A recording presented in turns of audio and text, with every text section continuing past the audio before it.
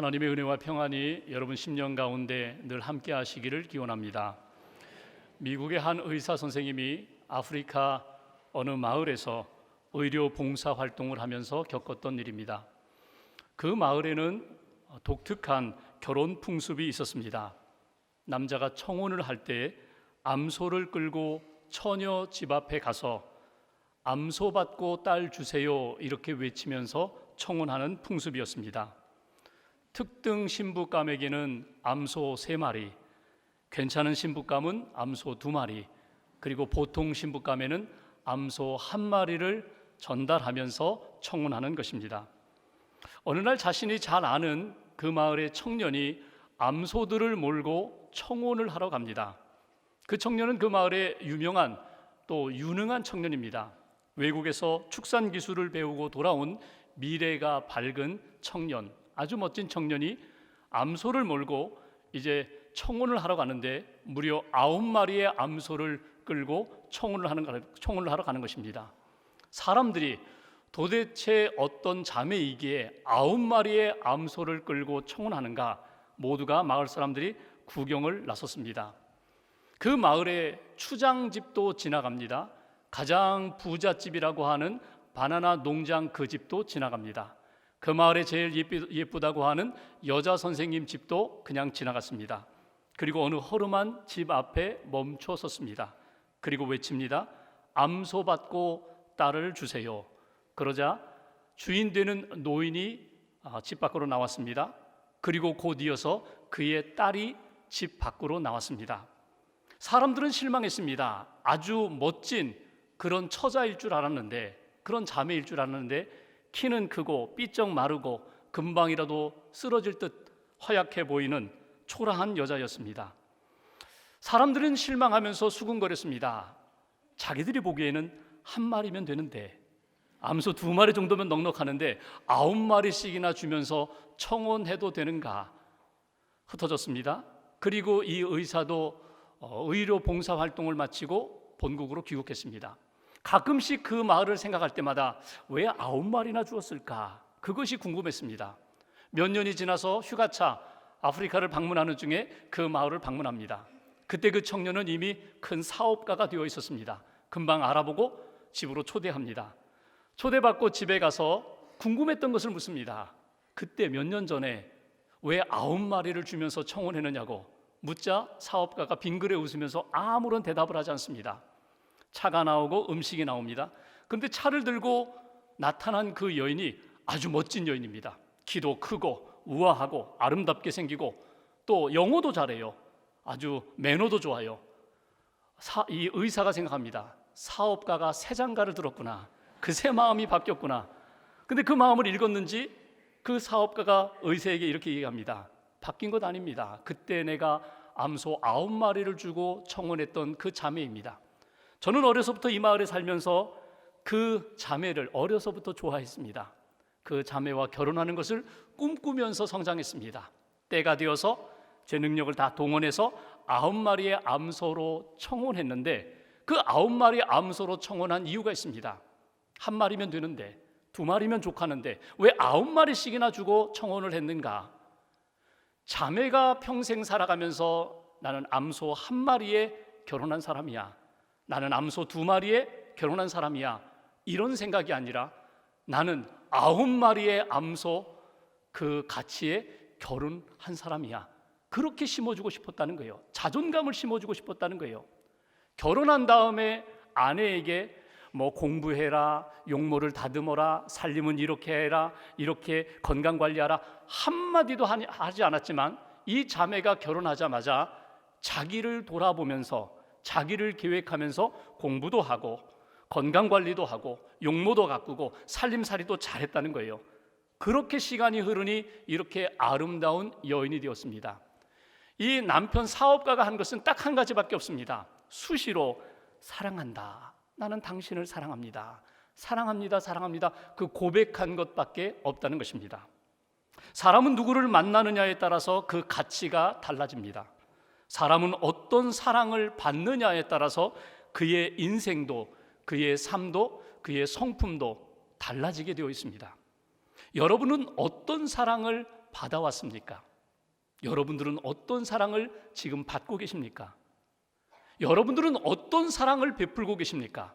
여러분은 어떤 사랑을 하고 계십니까? 오늘 요한복음 15장에 보면은 예수님께서 이렇게 말씀하십니다. 하나님 아버지의 사랑을 내가 받았고 그 사랑을 너희에게 베풀었다. 그러니 너희들은 나의 사랑 안에 거하라고 우리에게 말씀하십니다. 9절 말씀 한번 읽어보겠습니다. 9절 함께 봉독합니다. 아버지께서 나를 사랑하신 것 같이 나도 너희를 사랑하였으니 나의 사랑 안에 거하라. 아멘. 이 사랑의 출발점이 어디에서부터 시작되는가 하면 하나님으로부터 시작되었다는 것입니다. 하나님의 사랑이 예수님에게 흘러넘쳤고 예수님의 사랑이 너희에게, 제자들에게, 오늘 예수님을 믿고 따르는 사람들, 예수님의 사랑을 사모하는 모두에게 흘러넘쳤으니 그 사랑 안에 머물라고, 그 사랑 안에 거하라고 우리에게 말씀하십니다. 우리가 이미 예수님의 사랑 안에 거하고 있다는 것입니다. 지난 주일날 우리가 말씀을 본 것처럼 예수님은 포도나무요 우리는 가지라고 했습니다. 우리가 그냥 붙어있기만 하면은 예수님으로부터 생명도 사랑도 평안도 은혜도 기쁨도 누리게 된다고, 예수님이 우리에게 이미 사랑을 주셨는데 그 사랑 안에 거하는 인생은 어떤 모습일까? 우리가 예수님의 사랑을 받고 그 사랑에 합당하게 살아가는 제자의 삶은 어떤 모습일까? 첫 번째로 10절 말씀을 보십시오. 예수님의 사랑 안에서 살아가는 삶의 모습은 이러하다고. 10절 같이 봉독합니다. 내가 아버지의 계명을 지켜 그의 사랑 안에 거하는 것 같이 너희도 내 계명을 지키면 내 사랑 안에 거하리라. 아멘. 예수님이 이렇게 말씀하세요. 하나님의 사랑을 받고 하나님을 사랑할 때에 예수님은 이렇게 사랑하셨다는 거예요. 아버지의 계명을 지켜 행함으로 사랑에 합당한 삶을 살았다. 하나님의 사랑 안에 머물렀다. 그러니 너희들도 나의 사랑을 받았다면 내가 너희에게 주는 계명을 지킴으로 사랑 안에 머물고 사랑의 삶을 살 수 있다고 우리에게 가르쳐 주십니다. 첫 번째 우리에게 주신 예수님의 사랑 안에 머물며 사는 비결이 있다면 예수님이 우리에게 주시는 계명을 지키며 사랑하라는 것입니다. 사랑하는 것이 곧 계명을 지키는 것이고, 계명을 지키는 것이 곧 하나님의 사랑, 예수님의 사랑 안에 사는 인생의 모습이라고. 왜 계명을 지키는 것이 중요한가? 하나님이 주신 계명을 예수님은 충실히 지키셨습니다. 100% 지키셨습니다. 하나님의 뜻을 품으셨고 하나님의 마음을 따라 십자가를 지기까지 순종하시면서 하나님의 사랑으로 응답하며 사셨습니다. 하나님의 사랑을 받으면서 계명을 지키지 않으면 하나님의 사랑이 흘러내려오는 데 있어서 걸림돌이 생겨요. 장애물이 생겨요. 우리가 하나님을 사랑하고 이웃을 사랑하는 일에 있어서 계명을 지키지 않으면 장애물이 생기고 걸림돌이 생긴다는 것입니다. 그래서 예수님이 하나님의 사랑을 받고 하나님을 사랑할 때에 계명을 지켜 행함으로 사랑에 응답하며 사랑의 풍성한 삶을 살았던 것처럼 우리들에게도 똑같이 말씀하세요. 계명을 지켜라. 계명을 지킬 때, 하나님의 말씀을 따라서 살아갈 때 너희가 사랑에 합당한 인생이 되리라. 여러분, 유치원을 가끔 이렇게 지나가다 보면은 유치원 그 안에서 아이들이 막 노는 것을 보게 돼요. 근데 보면은 유치원마다 다 이렇게 울타리가 쳐져 있습니다. 문도 잠겨져 있습니다. 아이들 입장에서 풀어주지, 이런 울타리 만들지 말고 그냥 자유롭게 풀어주지, 그러면 아이들이 자유롭게 뛰놀 수 있지 않을까, 이렇게 생각하실지 모르지만 여러분, 그 울타리는 어린이들을 보호하기 위하여 만든 장치입니다. 혹이라도 공이 굴러가다가 그 공 잡으려고 큰 길에 뛰어가다가 사고 당할까 봐 울타리를 만들었거든요. 하나님이 우리에게 주신 사랑의 울타리가 계명입니다. 말씀을 지켜라. 말씀 안에서 주님을 사랑하고 이 말씀 안에서 하나님의 은혜와 사랑을 더 크고 깊게 경험하라. 이것이 주신 계명이에요. 하나님의 말씀을 지켜 행하는 것은 곧 사랑의 울타리 안에서 우리를 보호하시고 지키시는 하나님의 마음이라는 것입니다. 그런데 12절 말씀 보실까요? 하나님이 우리에게 주신, 예수님을 통하여 우리에게 주신 계명이 무엇입니까? 11절 제가 보겠습니다. 내 계명은 곧 내가 너희를 사랑한 것 같이 너희도 서로 사랑하라 하는 이것이니라. 아멘. 여러분 어디서 많이 들어보셨잖아요. 이미 우리가 요한복음 13장 34절에서 이미 우리에게 주셨던 말씀입니다. 새 계명을 너희에게 주노니 서로 사랑하라. 내가 너희를 사랑한 것 같이 너희도 서로 사랑하라. 이미 예수님이 제자들에게 주셨던 말씀을 오늘 다시 한번 사랑 안에 거하라고 하시면서 계명을 지켜 행하라. 그 계명은 곧 서로 사랑하는 거야. 내가 너희를 사랑한 것 같이 너희도 서로 사랑하는 거야. 이렇게 말씀하세요. 그러니까 주님이 우리에게 주신 계명은 하나님을 사랑하라, 이웃을 사랑하라, 특별히 서로 사랑하라고 말씀하세요. 여기까지만 말씀하시면 내가 할 수 있는 데까지 내 감정과 의지를 동반해서 서로 사랑하겠는데 부담스러운 말씀 하나를 주세요. 내가 너희를 사랑한 것 같이 서로 사랑하라는 거예요. 그냥 서로 사랑하라. 가족끼리 사랑하라, 친구끼리 사랑하라, 교회에서 교우들끼리 사랑하라, 일터에서 직장 동료들 미워하지 말고 사랑하라. 그러면 참 좋겠는데 예수님이 내가 너희를 사랑한 것 같이 그 수준으로 그만큼으로 하나님의 사랑으로 사랑하라 이렇게 말씀하세요. 이것 때문에 부담스러워서 그냥 몇 번 사랑해 보다가 예수님 정도의 수준이 되지 못하니까 포기하고 낙심하고 그냥 내 마음대로 사랑할 때가 많아요. 여러분 포기하지 마십시오. 예수님이 내가 너희를 사랑한 것 같이 너희도 서로 사랑하라고 말씀하셨을 때에는 할 수 있기 때문에 주신 말씀입니다. 어려울 때에 감당하기 힘들 때 어떻게 하시라고요? 주님 앞에 기도하시면서 성령님 의지하시면 되잖아요. 그러면 문도 열어주시고 사랑할 수 있는 힘도 주시고 능력도 주시고 풍성한 사랑의 영성으로 채워주시는 하나님, 그 믿음을 가지시라는 거예요. 주님, 제가 예수님이 우리를 사랑하신 것 같이 제가 사랑하겠습니다. 사랑하도록 힘쓰겠습니다.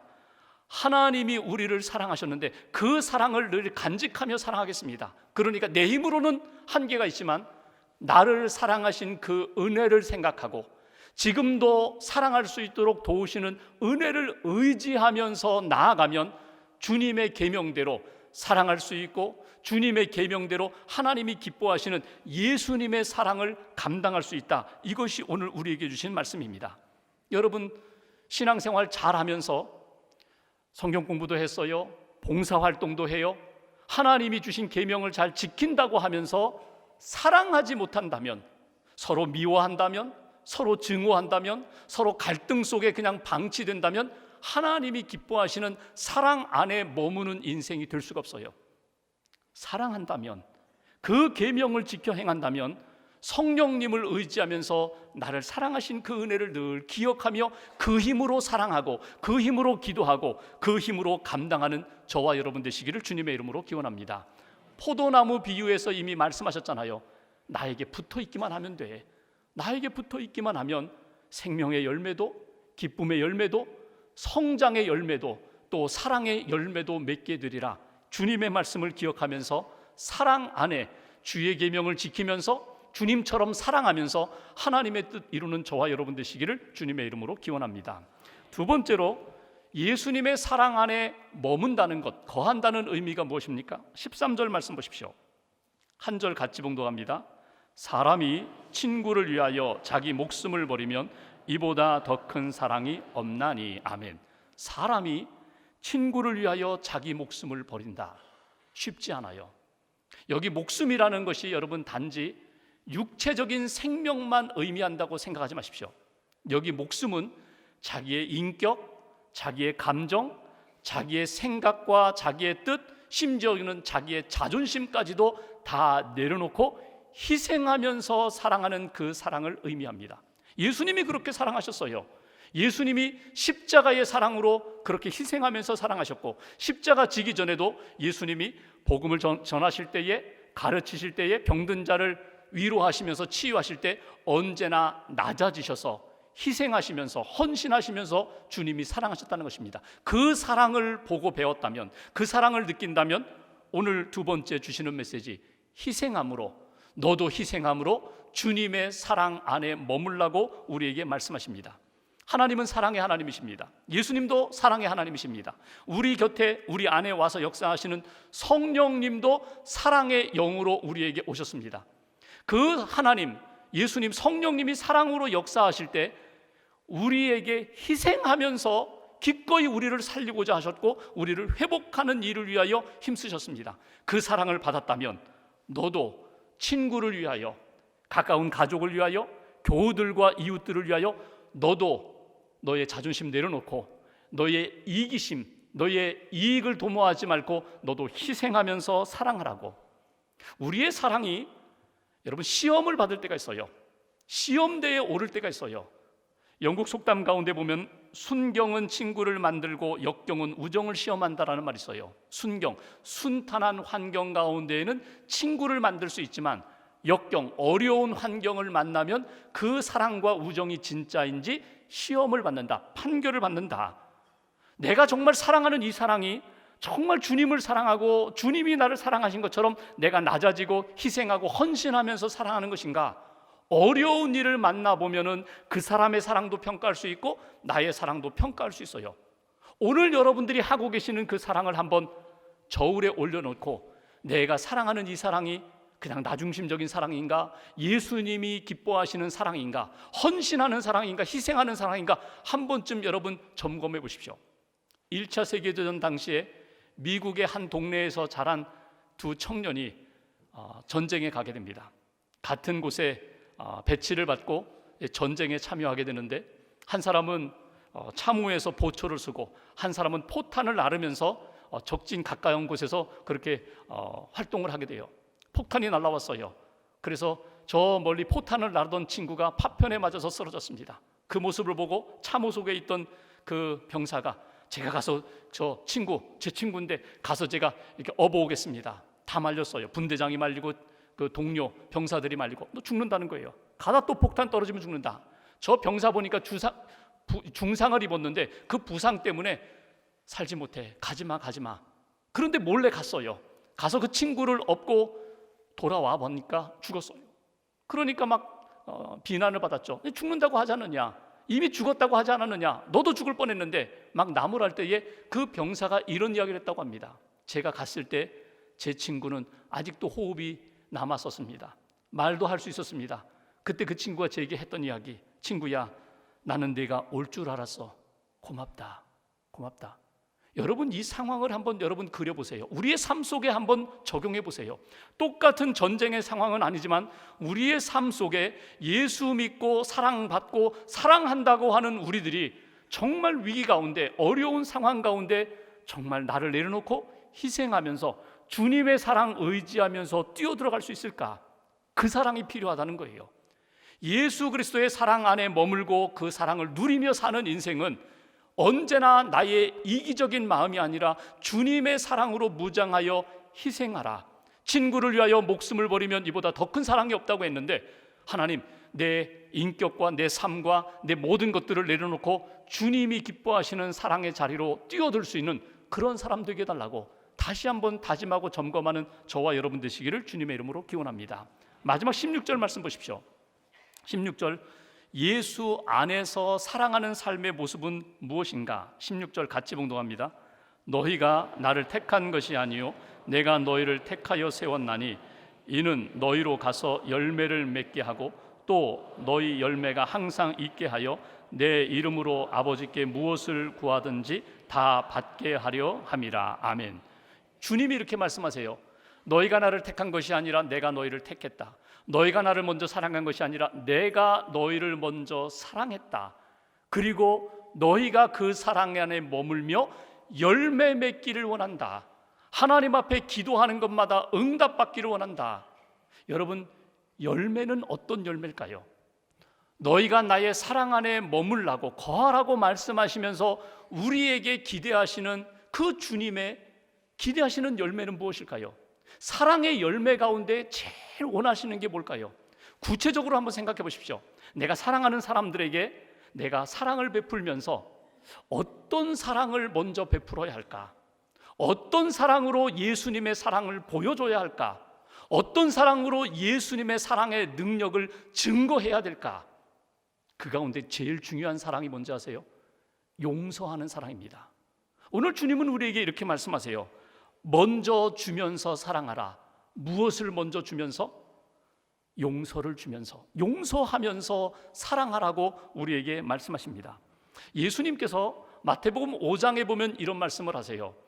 재물을 가지고 제단에 나와 성전에 나와 예배 드리려고 하다가 아이고 그 내가 화해하지 못한 친구가 생각나거든.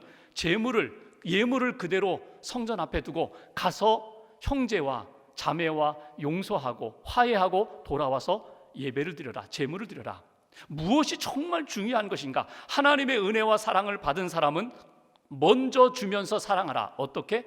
용서하면서, 화해하면서, 그 용서의 은혜와 기쁨을 가지고 하나님 앞에 나와 예배드리는 것을 하나님이 기뻐하신다고 요한복음을 기록한 사도 요한이 요한 1서를 기록했습니다. 그 요한 1서 4장 20절에 보면은 누구든지 하나님을 사랑하노라 하고 그 형제를 미워하면 이는 거짓말하는 자라고 말씀합니다. 하나님을 사랑합니다, 이웃을 사랑합니다, 이렇게 말은 하는데 아직도 누군가 미워하는 미움이 있고 증오가 있다면, 용서하지 못하고 아직도 마음 가운데 맺혀 있는 것이 있다면 진짜 하나님 사랑하는 것 아니다. 진짜 이웃 사랑하는 것 아니다. 사랑 안에 머무는 인생이 아니다. 한 나무에 두 가지 열매가 맺힐 수 없습니다. 포도나무에 포도와 사과가 함께 맺힐 수 없습니다. 예수님의 나무에 붙어있는 우리들, 그 사랑을 받고 그 사랑 안에 산다고 하면서 여전히 사랑의 열매를 맺어야 할 우리들이 미움과 증오의 열매로 살아간다면 하나님의 사랑 안에 머무는 것이 아니다. 그러니 사랑의 열매를 맺고자 한다면, 사랑 안에 머물고자 한다면 작은 것부터, 가까운 사람에게부터 용서하라는 거예요. 주님의 이름으로 용서하라는 거예요. 내 감정으로는 안 되니까 주님의 그 은혜로 용서합니다. 주님의 사랑으로 용서합니다. 내가 기도하면서 용서합니다. 용서하면 하나님이 기뻐하시는 은혜의 열매, 사랑의 열매가 풍성히 맺히게 된다고. 미국 LA의 한 한인교회에서 있었던 일입니다. 어떤 분이 교회에 나왔어요. 이민 가서 오랫동안 이민 생활하다가 교회에 나왔어요. 그 자매님이 교회에 나와서 예수 믿고 구원받으니까 너무너무 좋아요. 셀그룹에서 함께 셀원들과 함께 샘터 모임을 하면서 너무너무 은혜를 많이 받았어요. 그런데 얼마 지나지 않았는데 이 자매가 보이지 않는 거예요. 몇 주 동안 보이지 않았어요. 병원에 입원했는가 연락도 안 되고, 어디 멀리 떠났는가 연락도 안 되고, 그러다가 몇 주 만에 다시금 교회에 다시금 나타났어요. 어디 갔다 왔냐고 했더니 한국 갔다 왔다는 거예요. 한국에 가서 뭐 했느냐 그랬더니 이런 이야기를 합니다. 20년 전에 내가 한국을 떠날 때 언니와 함께 돈 문제, 어떤 재산 문제 때문에 서로 티격태격 하다가 서로 연락도 안 하는 20년을 보냈다는 거예요. 예수 믿고 보니까 제일 마음에 걸리는 것이 기도할 때마다, 예배 드릴 때마다, 서로 자기의 간증을 나눌 때마다 그게 늘 걸렸다는 거예요. 그래서 해결하자. 그래서 한국에 나가가지고 한국에 나와서 언니를 만나고 내가 그때 잘못했다고 그랬더니 또 언니가 아니다 내가 잘못했다, 서로 용서하고 용서받고, 그러면서 너 어떻게 그런 마음을 품게 되었니? 예수 믿게 되었다고. 그리고 다시금 LA로 왔어요. 몇 달 지나서 이 언니도 LA에 방문하면서 교회에 나왔습니다. 그 교회에 나왔는데 구경 온 거예요. 도대체 내 동생이 어디 다니나. 본인은 불교 신자인데 교회에 나와 보니까 너무 좋아요. 예수님의 복음을 들으면서 이분도 예수님을 믿게 되었어요. 몇 달 성경 공부를 하고 세례받고 한국에 왔다는 거예요. 여러분, 예수 믿는다는 게 뭐예요? 예수 믿고 우리의 인생이 바뀐다는 게 뭐예요? 내가 가지고 있는 감정 그대로, 내 생각 그대로, 내 삶의 스타일과 내 삶의 가치관 그대로 밀고 나가는 것, 예수님 아직 만나지 못한 분입니다. 진짜 예수님을 만나면 내 사랑이 아니라 예수님의 사랑으로 내가 살게 되어 있어요. 예수님을 만나면 내가 용서하는 것이 아니라 주님이 내게 주시는 은혜와 사랑의 능력으로 용서할 수 있고 품을 수 있는 것, 그것이 예수님을 잘 믿는 믿음의 인생입니다. 오늘 예수님이 이렇게 말씀하십니다. 나의 사랑 안에 거하라. 예수님의 사랑 안에 거하라.